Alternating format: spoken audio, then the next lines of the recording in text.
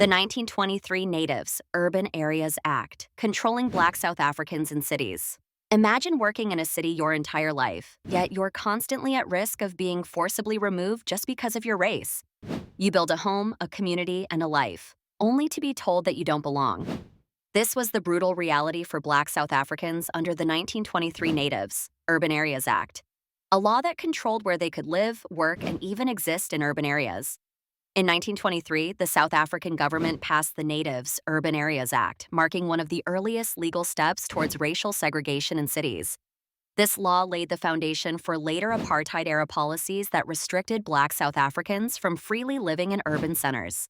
The act was signed into law by Prime Minister Jan Smuts of the South African Party, SAP. But what exactly did this law do, and how did it shape the future of South Africa?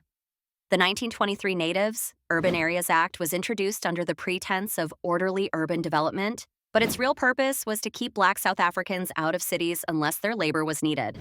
The act classified cities as white areas and stated that Black South Africans could only reside in them if they were working for white employers. Key provisions of the law included establishment of segregated Black residential areas on the outskirts of cities, later known as townships. Requirement that Black South Africans carry documentation proving employment in urban areas. The power for local governments to remove Black individuals deemed unemployed or surplus to labor needs.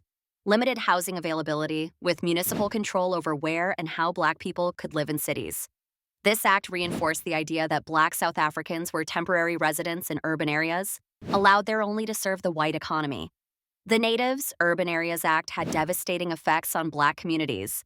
Families were forcibly relocated to poorly developed areas, often with inadequate housing and services. Black workers had to commute long distances to work, further entrenching economic inequality.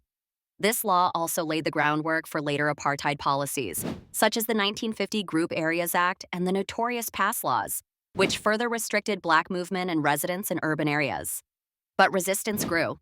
Black South Africans organized against these laws, with political movements like the African National Congress, ANC, and trade unions advocating for better urban rights.